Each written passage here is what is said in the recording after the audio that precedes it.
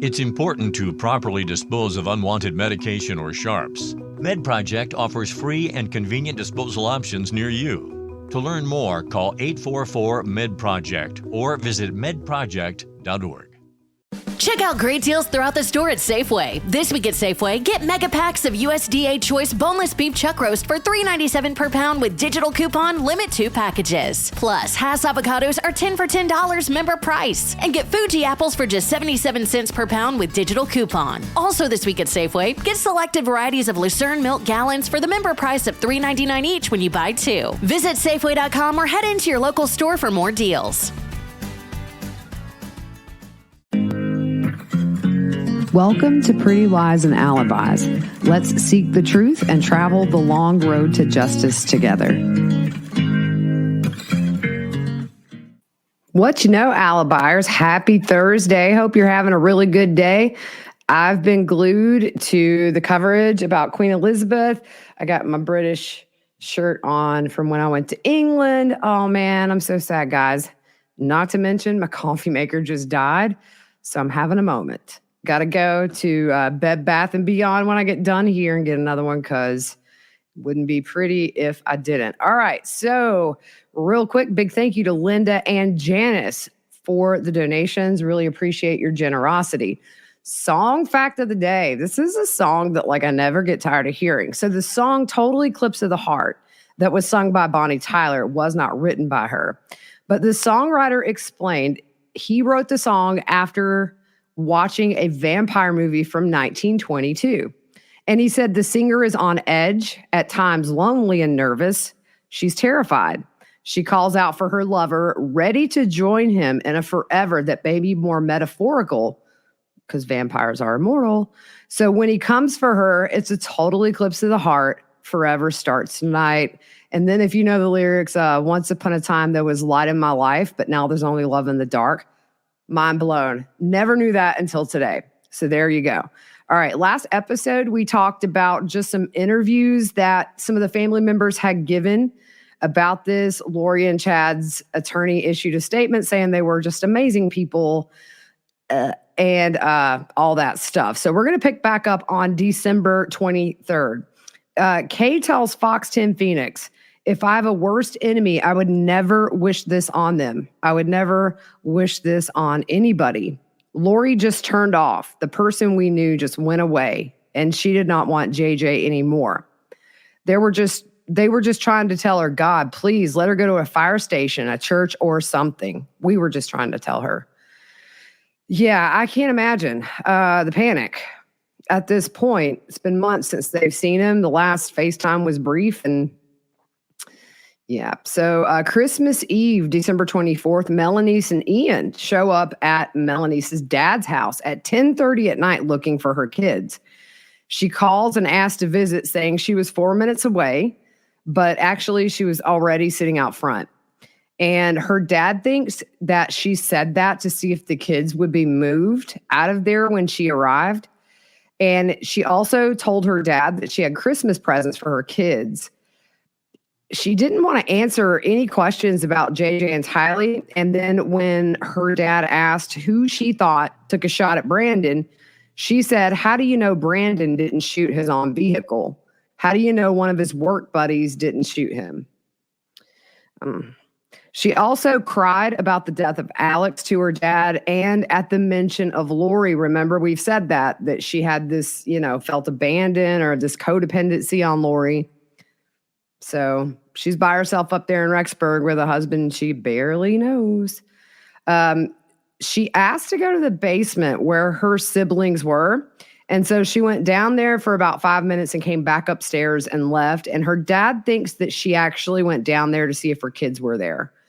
In all, he said she stayed around 45 minutes. And after that visit, she cut off all communication with him. He did say on March 28th of 2020, she had recently contacted him to wish him a happy birthday. The man who served his mission with Chad told Fox 13 in learning about this whole situation, I was just horrified, shaking when I first saw it because this is the last guy that I ever thought would be involved in something like this. So Christmas Day, Kay emails Detective Moffat. She's been looking for JJ's DNA card results, but she hasn't found it. She says it could be in their old home, but they have renters and may not be able to go till the next day. She did say they were willing to pay to have JJ's biological dad be tested if it would help expedite things. So the next day, Detective Moffat emails Kay back saying, looking at the rental house is fine, even if you went and looked over the weekend, because that would be quicker than having a new profile extracted from JJ's biological dad. And he says, I hope you get to sleep in this morning. Kay had told Detective Moffat, obviously, she's been struggling with sleep schedules and was all over the board in that area. So on Web Sleuths, there was a post by a relative of Chad, I believe maybe a nephew. So I'm not going to read the whole thing. It's kind of all stuff we know. But he says the family is pretty shaken with all they found out. And he says that he and his brother are investigating what they can to try to piece some things together. So he says their running theory that they have right now is that Chad and Lori have known each other for years, at least 7, very likely more at this point. He mentions they've done podcasts together. And also it seems they both were together on that AVAL forum, Voice of Warning. Chad's account has been deleted and disabled on AVAL. And he talks about how it's hard to access AVAL because it's a pay site. Me and Fruit Loop totally paid to get on there in the very early days of this case. I wish I still had those screenshots. I think I do, maybe on my old backup. I'll have to try to find them because we were just literally screenshotting for a long time. There was so many messages. Some people from AVAL recall Lori and Chad being very narcissistic and claiming LDS authority figures will listen to them in the future. It also says that other members of AVAL have been in trouble with the law, but he says he hasn't looked into that. He goes through just the timeline that we know of about the welfare check and Tammy's murder.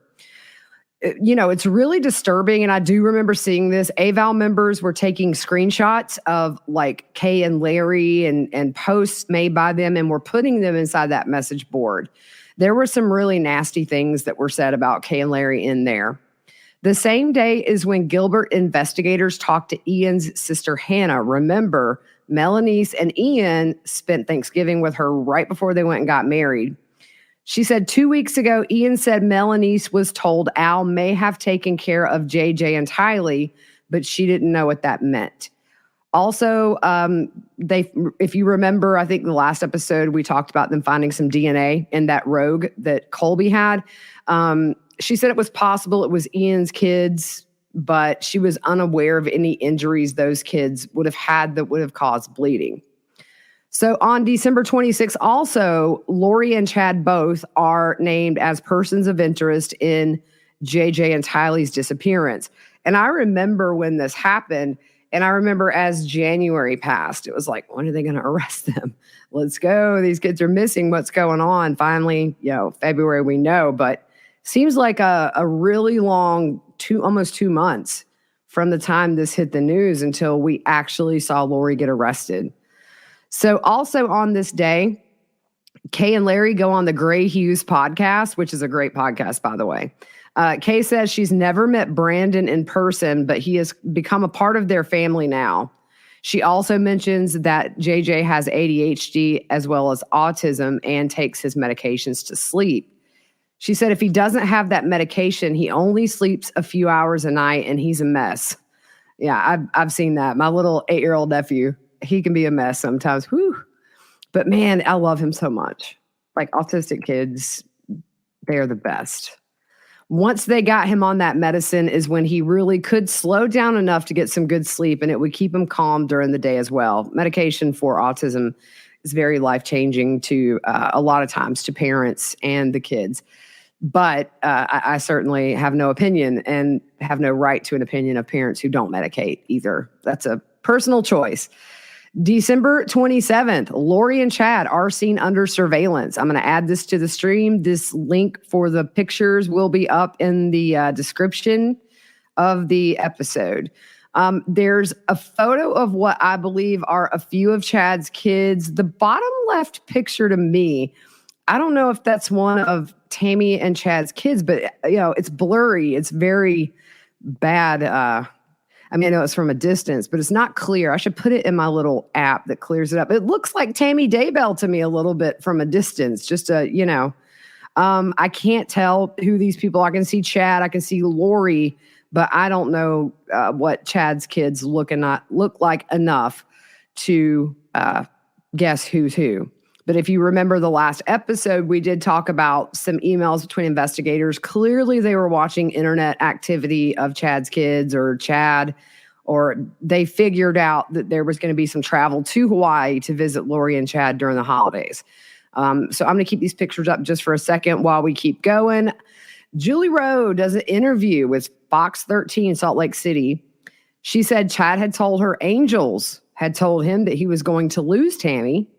She also said Chad told her he did not want to get out of the public. He wanted to get out of the publishing business, but Tammy did not. He told Julie when Tammy passes, he's done with it. She also said she has visions that the kids are safe, saying, I can see them. I see their energy and that they're in a bright house. Also on this day, an anonymous friend of Lori's talked to Fox 7 Austin and said Lori had become obsessed with Chad's books about 4 years prior.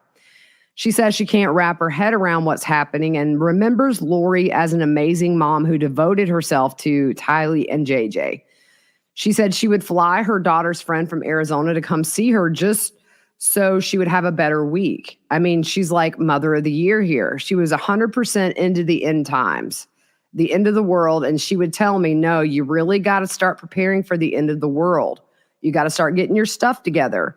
She would order stuff all the time. And she would tell me I needed to read all these books, which was the Standing in Holy Places series written by Chad. I believe that was the one that apparently really she latched onto.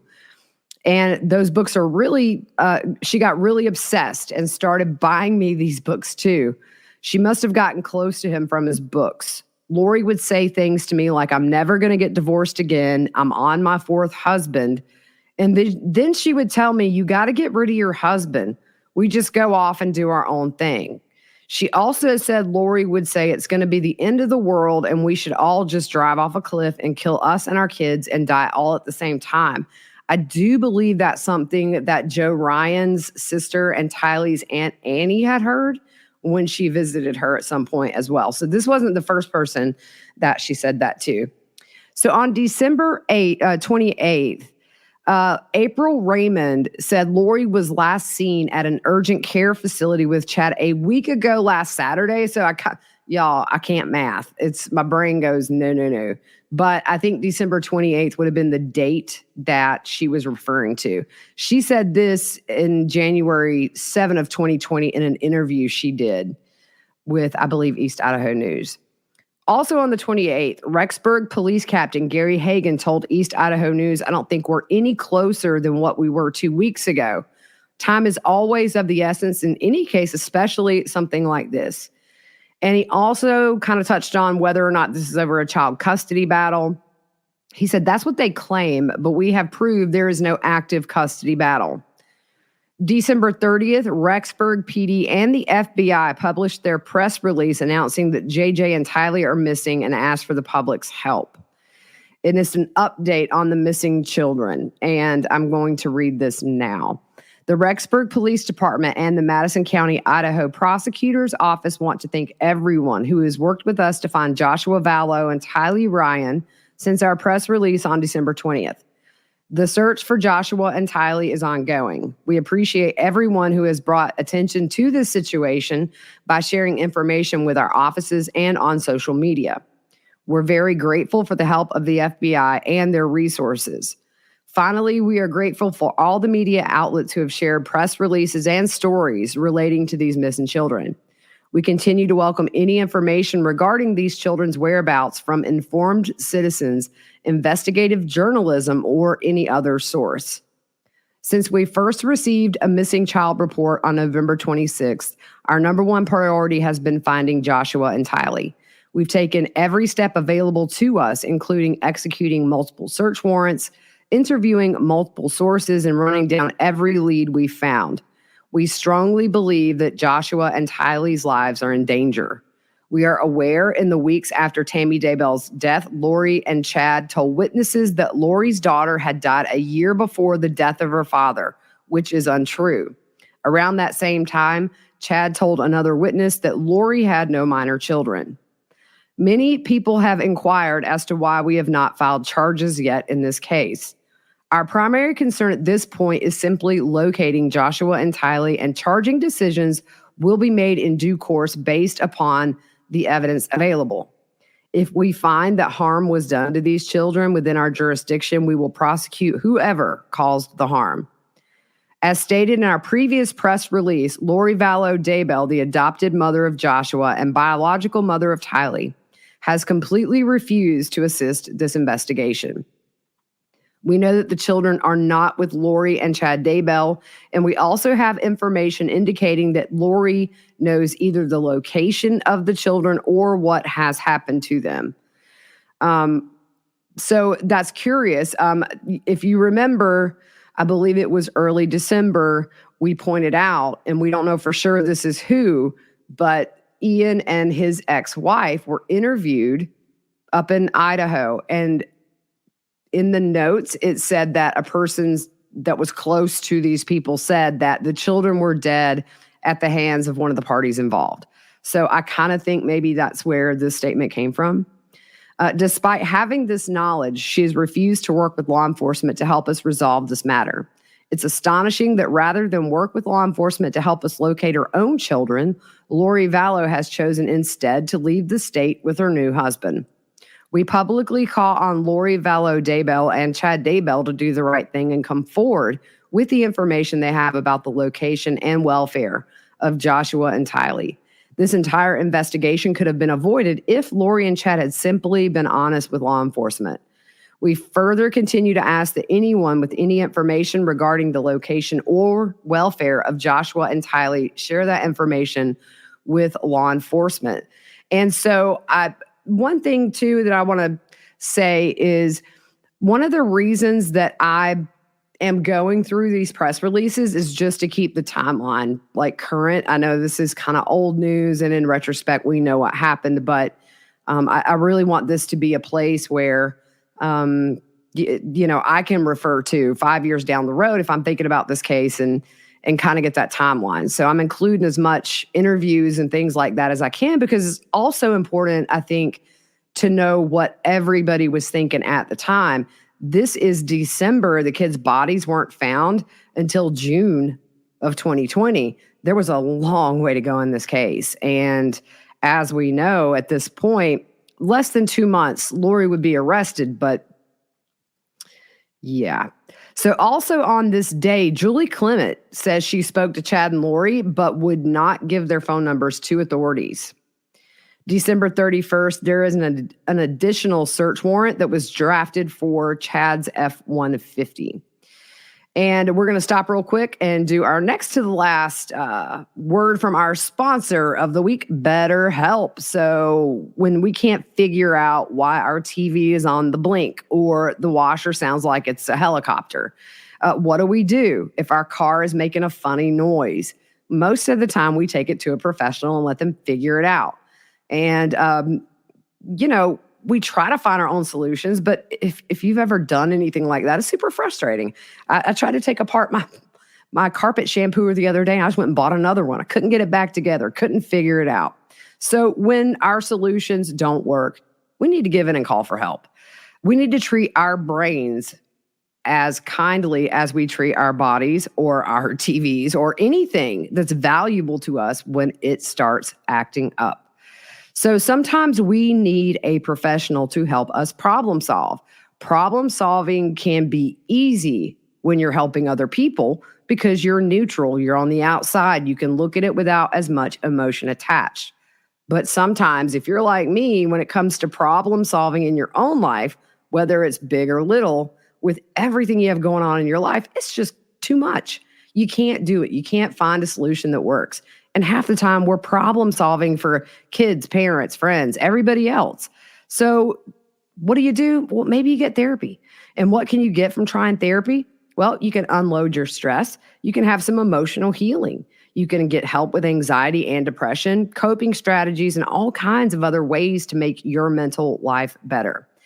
BetterHelp can help you navigate depression, stress, anxiety, self-esteem issues, anger, relationships, grief, eating disorders, and more. If you're thinking of giving therapy a try, BetterHelp is a great option. Get matched with a therapist after filling out a brief survey and switch therapists at any time. So when you want to be a better problem solver, therapy can get you there. Visit betterhelp.com/whattheworld today to get 10% off your first month. That's BetterHelp, HELP.com/whattheworld. All right, so back to it. January 2nd, 2020, Zulema locks down her Facebook and Instagram pages after it was confirmed in an online group that she was the wife of Alex Cox. Why would you do that? I mean, it seems like, if you married him, you'd be proud of him. Flaunt it. Why you hiding? The search warrant on Alex's F-150 is executed. They redact whatever they took for forensic analysis. I do remember there was not much found in that truck, at least as far as what I could tell in the documents. So self-storage also notifies police after Lori's payment method was declined. And they, if you remember, I believe they executed a search warrant there. Then Eaton is called, and then Keith Morrison shows up there at the storage. That storage owner probably was like, what in the world is going on? February 3rd, 2020, the FBI, Fremont County, and Rexburg PD execute a search warrant at Chad and Tammy's house.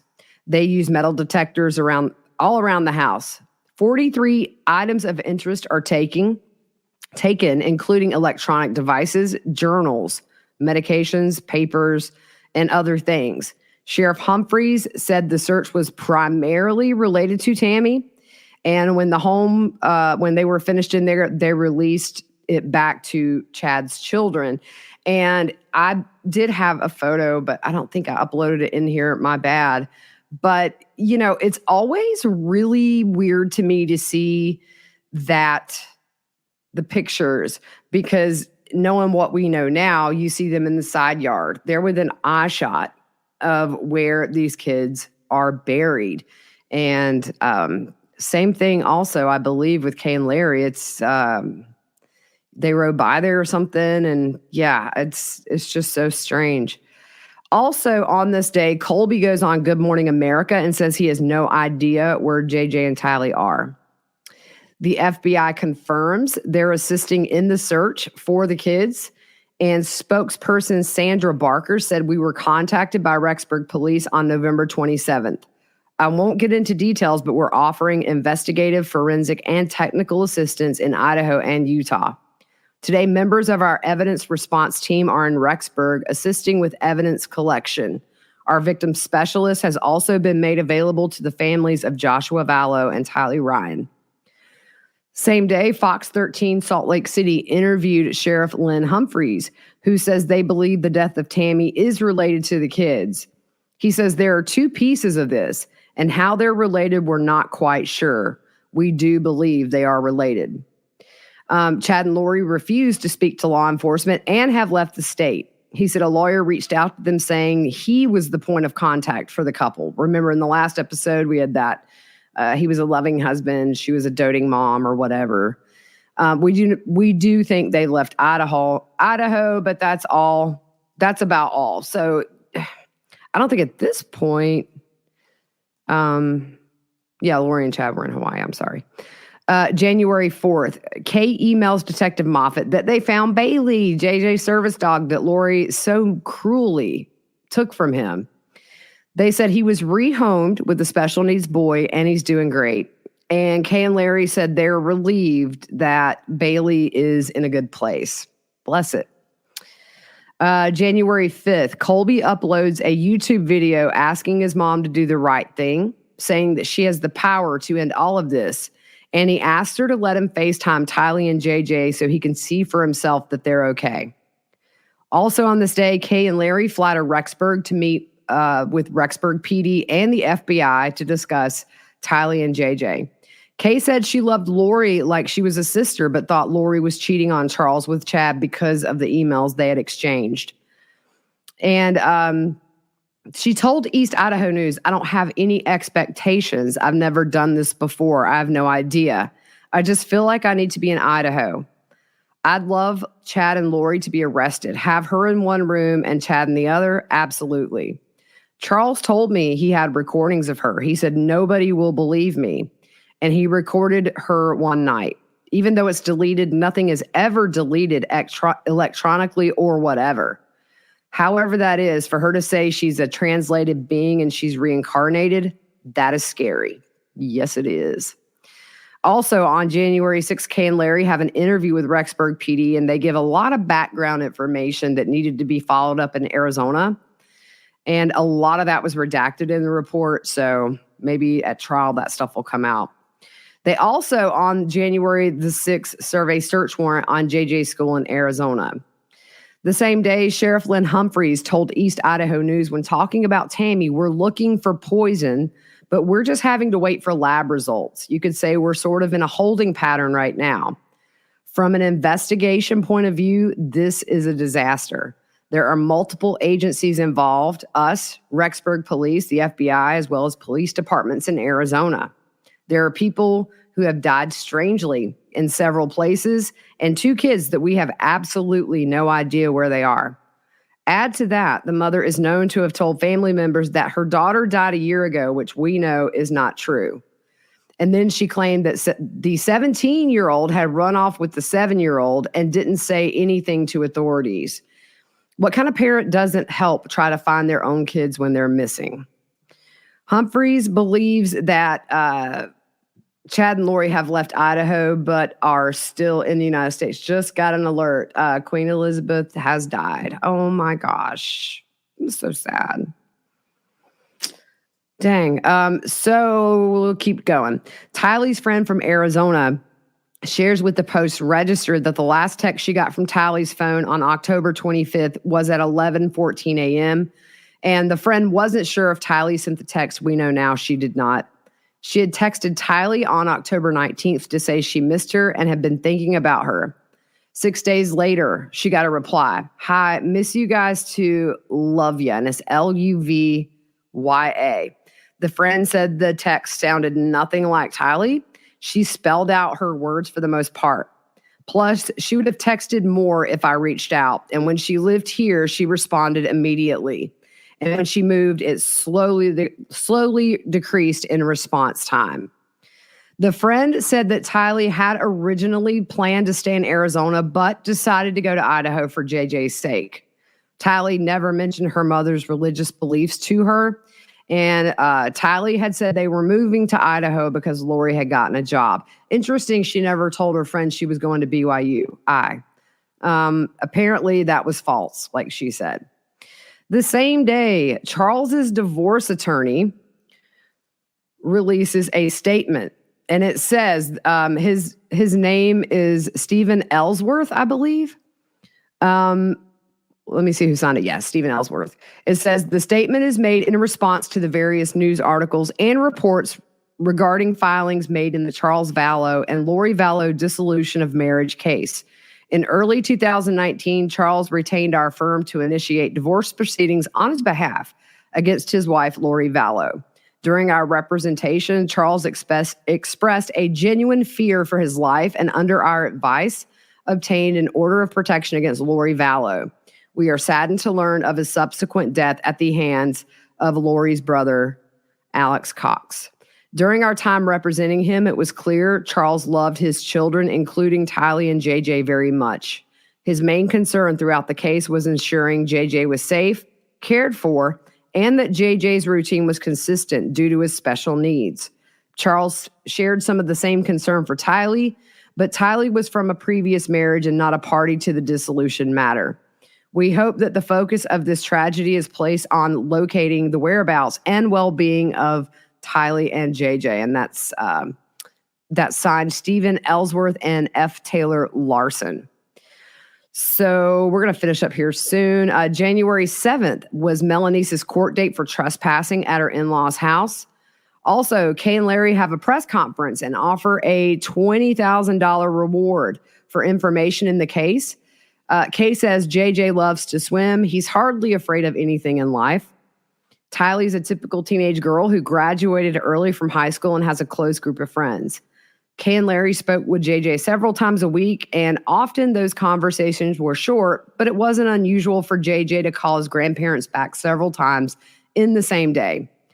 Lori never stopped the Woodcocks from talking to or visiting with JJ kind of in the past. During their last FaceTime with JJ in August was 25 seconds, and it appeared someone was monitoring what he was saying, and he didn't call back after that. They also noticed that JJ's hair did not appear to be well kept as it had been previously. We all know Lori used to be a hairdresser. Kay said that Lori took exceptional care of JJ's hair. The picture of JJ on the missing poster shows his hair matted and not in its usual style. They also launched a Find JJ and Tylee website asking for tips from the public. Larry says, all I want before I go is just to see those children. I just want to hear him beat on the drums. I want to hear him say, Papa, let's go ride, or let's go to Checkers and let's go get a hamburger. I'm hoping beyond hope that that happens in the near future. If somebody 2 years ago would have said, this is what's going to happen with Lori, I would have never believed it. Kay would have never believed it. If Kay and I would have had any thought in the future that we were going to be involved in an issue like this, we would have never have let JJ up for adoption. It would have never happened, and now this happened. Lori was a good mother when JJ was young. You couldn't ask for a better mother. Kay said, please just let us know where the kids are. It's not difficult. It would end all of this. We don't know why we weren't allowed more access to him, but we reached out constantly in every way, email, voicemail, text, phone call, whatever, and never, ever got a response. So that is very concerning to us. So when Kay was asked about Lori saying that Tylee had died in 2017, Kay said, it sends chills up our spines. That's just what brought it home for us. Oh my God, this is something really bad. And that's very much what happened to y'all. You know, one thing I've seen consistently over the past couple of years, especially after the document dump and the custody battle, was people saying Lori, people that think Lori was a good mother, she was never a good mother. Yes. But here's the thing. And I always say this when people say this to me, people can put on a front for you to see what they want you to see. And I think Lori was a master manipulator. In hindsight, with everything we have, it's easy to say she was never a good mom to Tylee with what she put her through between the custody battle with Joe Ryan, constantly moving, different husbands, having to change schools all the time, moving to Hawaii, moving back to Arizona, moving to Texas, moving to Idaho. She never had consistency. That's not the traits of a good mother. But, you have to give people a break that spent time with her. It's easy for us to kind of assume that, we can say now she was a horrible mother all along. Yeah. But I've dealt with people in my life, and I'm sure you have too. You see one side and then something changes and you're like, wow, I had no clue this is who that person really was. So I always defend Kay and Larry or anybody who says that they knew her personally and she was a good mom.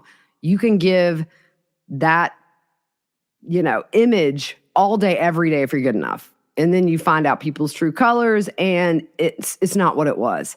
So anyways, I always like to bring that up because I know I'll get comments on it. And I just want to say, you can't fault people for, trusting, for being trusting. If you don't have a reason not to trust somebody, then you're going to trust them. All right, guys, we're going to be back tomorrow to end this week. And Tuesday, hopefully openings in the Wagner case, I may take Monday off. I think I'm just going to take a long weekend to kind of unwind. I am hoping to have the online store up and running at some point this weekend, redoing everything. I've changed things up a bit. Hope you guys will like it. I will put that out when it's done. It's going to be prettyliesandalibis.com for merch. It's not up now, but it will be soon. All right, y'all, have a good rest of your day.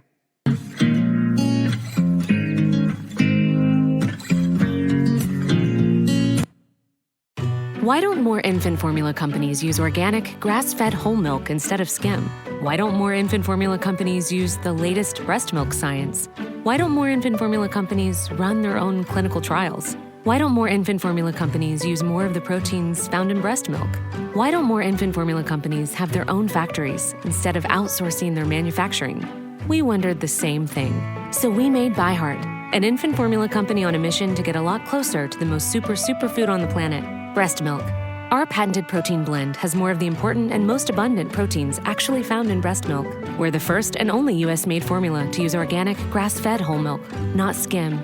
We even conducted the largest clinical trial by a new infant formula company in a quarter century, with clinically proven benefits like easier digestion, less spit up, and softer poops versus a leading infant formula. And we make our own formula in the USA and our very own factories in Iowa, Oregon, and Pennsylvania. ByHeart, a better formula for formula. Learn more at byheart.com. Okay, round two. Name something that's not boring. A laundry? Ooh, a book club. Computer solitaire, huh? Ah, sorry, we were looking for Chumba Casino. That's right, ChumbaCasino.com has over 100 casino-style games. Join today and play for free for your chance to redeem some serious prizes. ChumbaCasino.com. No purchase necessary. Void where prohibited by law. 18+ terms and conditions apply. See website for details.